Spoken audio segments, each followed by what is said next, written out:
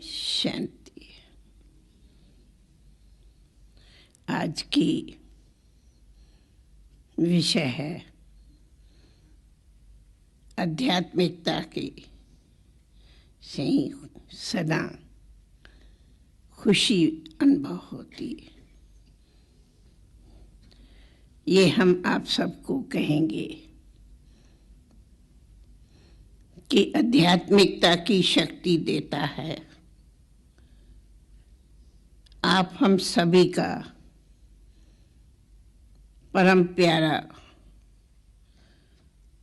शिव परमात्मा पिता, जिसको सदा सुखदाता, शांतिदाता, ज्ञान का दाता, शक्तियों का दाता, जो हमारा बाप दाता है, सर्व प्रकार से खुशियां देने वाला।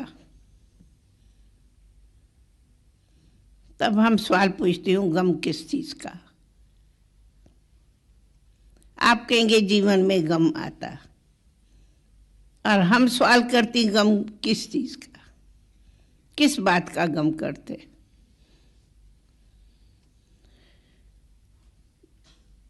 शिव परमात्मा पिता, जिसको आप महिमा में गाएंगे, तू सुख दाता हो, शांति दाता हो। कभी ऐसे नहीं कहा तू दुख दाता हो, गम दाता हो। कहा है क्या? तो दाता हमें देता है सुख, खुशी,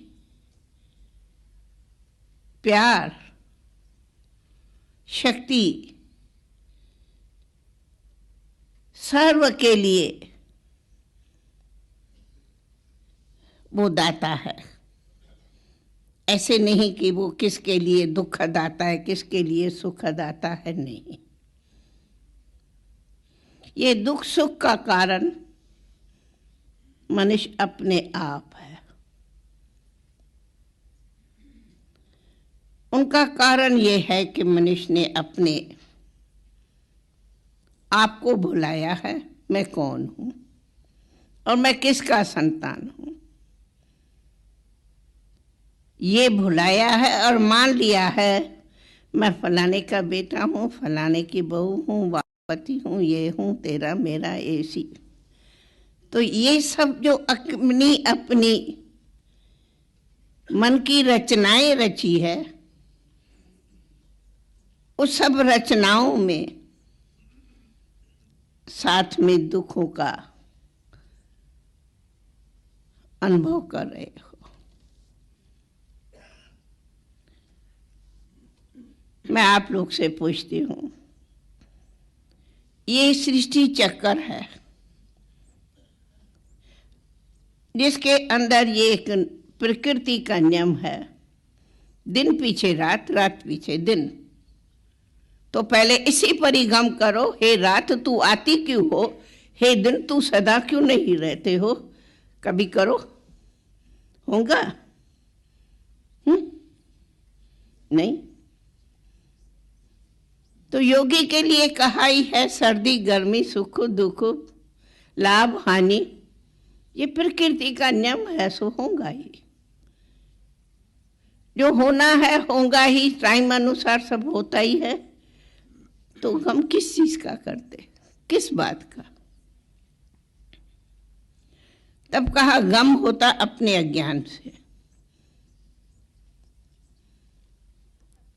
गम होता है मूल, जब अपने मनुष्य की जो इच्छाएं हैं वो नहीं पूरी होती तो गम अनुभव करता है। तो इच्छा है भगवान की देन नहीं है, परंतु इच्छाएं मनुष्य की अपनी स्वयं की अज्ञानता है।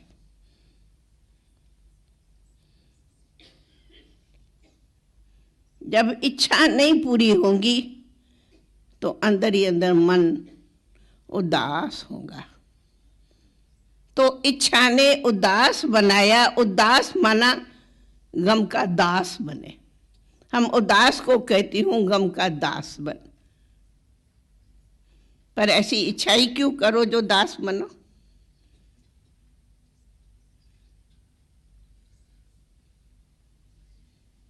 इसलिए हमें नेचुरल सब कुछ अनायास ही मिलता है। ये तो कर्मों की देन है। कोई गरीब है, कोई शाहूकार है। जैसे देश है, वैसे कलर्स है, वैसे ये प्रकृति की देन है। इसलिए मनुष्य के अंदर जो देह अभिमान है, तो देह मान के कारण वो चाहता है ये भी मेरी इज्जत करे, ये भी मेरी इज्जत करे, ये मेरा मान रखे, ये है। तो ये जो मान शान इज्जत आदि मांगता है, इच्छा करता है, वो कहाँ उनकी कोई ने रिस्पेक्ट नहीं किया तो बड़ा गुस्सा लगता है। ये कौन है जो मेरी ऐसी नहीं सुनता है, ये क्या है? ये सब मनुष्य की जीवन में अपनी प्रवृत्ति में सब चलता। बच्चे हैं, कभी कैसे कभी कैसे। ऐसे ही समाज में भी ऐसे ही चलता। ऐसे ही प्रकृति में भी कभी गर्मी कभी सर्दी है। कोई कहते हैं गम होता, मैं कहती हूँ पहले इसी बात का मुझे जवाब दो। तुम जन्मा, जब तुम जन्म लिया, क्या तेरे हाथ में है क्या कि युवा न बनो? प्रकृति का नियम है, जो जन्मा है वो बड़ा होगा, वो जरूर युवा होगा। युवा के बाद वृद्ध होता, वृद्ध के बाद वानप्रस्थ होता, तो वानप्रस्थ के बाद मृत्यु होता। नियम अनुसार तो सब यही है। हाँ, वो कर्मों का हिसाब किताब है। कोई सडनली बचपन में ही शरीर छोड़ता और कोई बड़पन में शरीर छोड़ता। परंतु जिस आत्मा ने ये शरीर लिया है, कहते हैं जैसे सांप खाल छोड़ता, वैसे आत्मा अविनाशी है। एक खाल लिया, नहीं लेता है, पुरानी छोड़ता है।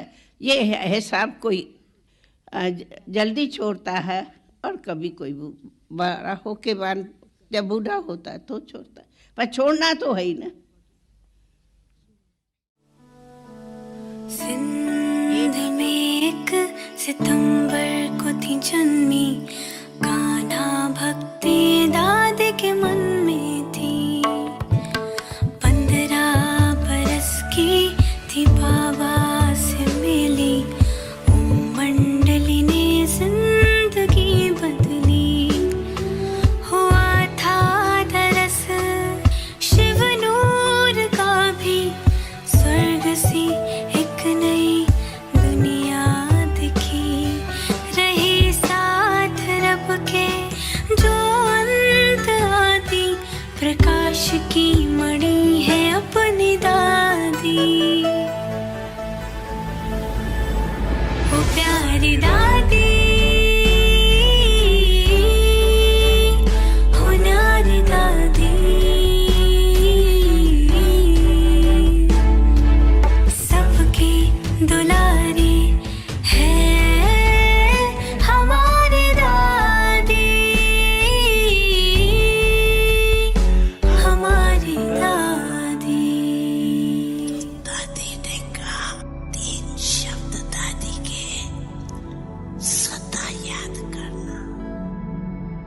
हर कार्य शुरू करने के पहले